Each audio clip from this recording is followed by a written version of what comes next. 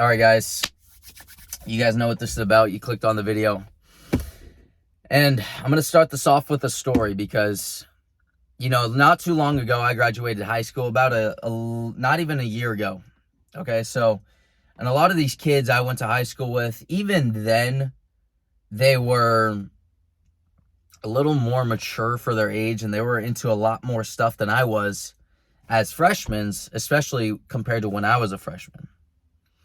And I'm not saying this like, oh, like everybody's maturing faster. I'm saying this as like all of these young kids they've been given access to so much dopamine that it's doing them so much harm. Like some of these freshmen that I went to school with, they're literally doing like hard drugs that I would have never even thought about.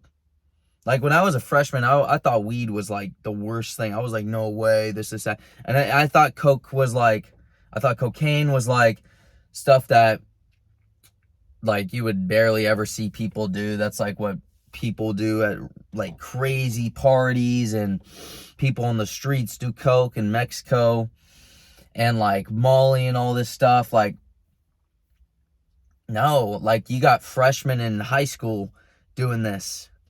You got freshmen in high school doing like hard shit, Molly, coke, yeah, like weed too, but like they're young, 14, 15-year-old kids. And it's so weird because like I'm not in a bad area at all either too. It's like I'm in the suburbs, and a lot of these kids are like all in the suburbs. It's like a nice area, but yet and still they almost just like want to throw their life away. And I don't know what's giving them this motive, but what it all comes down to is just its easy accessibility to the dopamine. And a lot of these kids too, they're just constantly on their phones. They're trying to go to the next thing. They don't take anything serious. They don't have their own real opinions. I saw it as I was in high school. I still see it with coworkers that I work with that are older than me. And I see it especially the most with the younger ones.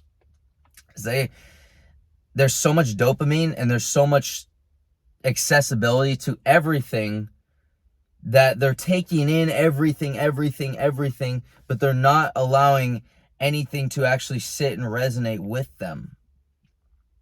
And so they don't have access to their own thoughts. And so nowadays, people are having to literally fight for their own mind. How crazy is that? You're having to fight for your own mind. You're having to fight for your thoughts, your own opinion. And like 20 years ago, you would have never thought this. You would have never, even like, oh, so-and-so watches TV, they play video games. They still had their own opinions. They still had their own thoughts because they weren't constantly consumed with it. But nowadays, with the phone and social media, porn is easily accessible. I guess drugs are really easily accessible. Maybe it's because I live in California, or maybe things are just changed a little bit. Maybe I just see things a little bit more. But everything is so accessible now. Dopamine is so accessible now that it's just instant, and nobody actually lives their life. Nobody actually goes and walks through the fields. Like I'm right in front of a field right now. I go and walk through all these on the path and enjoy life. But a lot of people are so involved in just their phone and social media, caring about what this person said, this person that said, this, oh, Kanye did this, oh, Kim K. Like, it's all of this other stuff that doesn't matter, that they're so focused on all of these other things that they don't even live their own life. And it goes back to the access to dopamine.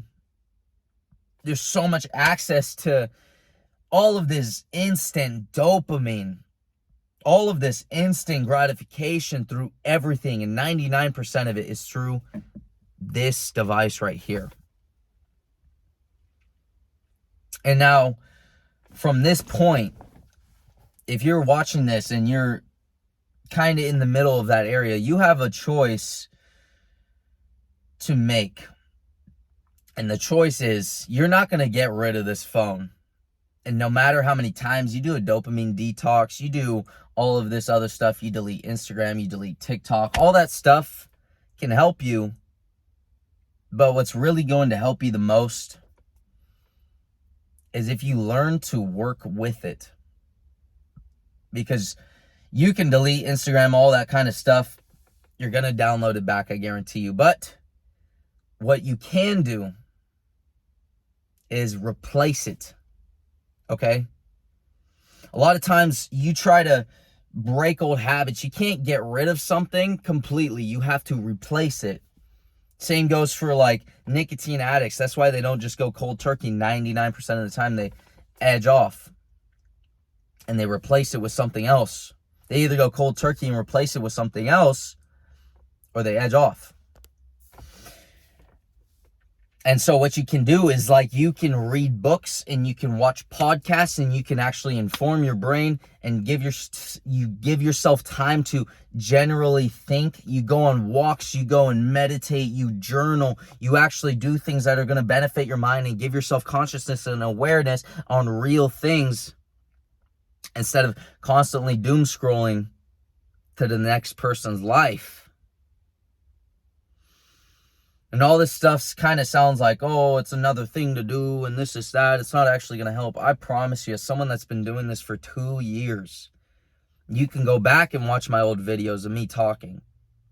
I've been documenting this a long time before I even started posting on YouTube. You can go back and watch those on like how my mindset has changed, how I speak different, how I think different.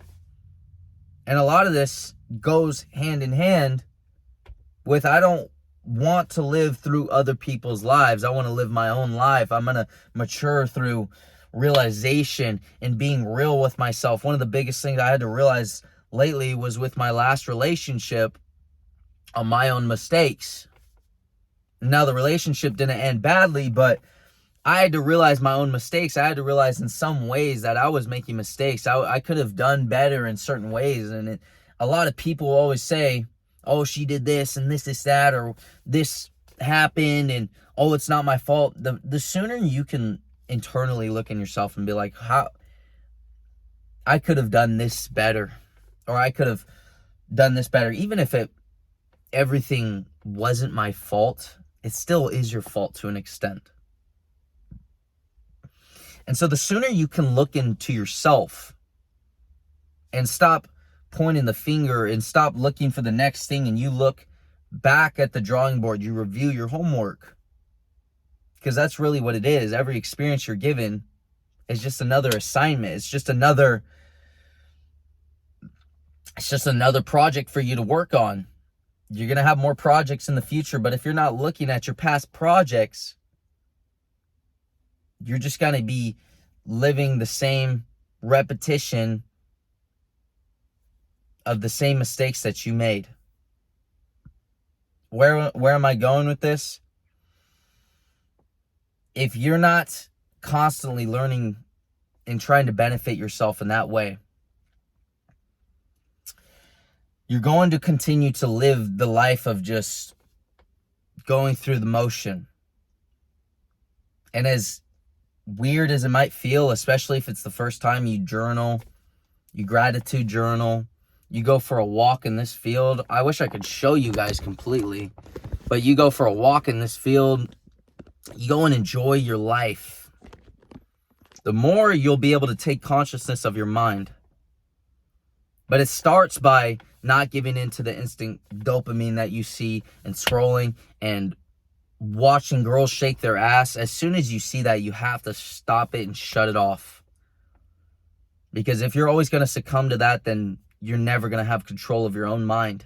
You're not going to have control of your own thoughts. You're not going to have control of your own life. Because I couldn't control even my own thoughts and my own mind until I started doing all of this. And now I speak in this way to all of you from experience. I don't just say things that I think will benefit. I speak from experience. You can go and watch the other videos and the pain that I spoke and the way I spoke. I used to speak a little bit ghetto. All of these things add up. And if you can learn to benefit your time better and use your time to benefit your mind and be conscious, even say to yourself, I am fully awake in this moment. Take deep breaths anytime you feel like I'm just going through the motion. Just like really be present in the moment. The best thing that you can do is just be present in the moment. That's how you're going to live your own life. But if you're constantly giving into this dopamine that's just given into you, you're not going to even be living your own life. I'm going to keep it short today, boys. That's what I'm going to leave you off with. Don't succumb to all this dopamine and all of this stuff. As hard as it might seem, you can break it. I've broken it. I've seen my little cousin break it, my brother break it. And there's going to be part of you that's going to want to go back into it as soon as you break it because you feel like you deserve it. Don't go back into it, because as soon as you go back into it, you're going to realize why you left in the first place. All right. You guys all take care. I'm going to catch you boys in the next one.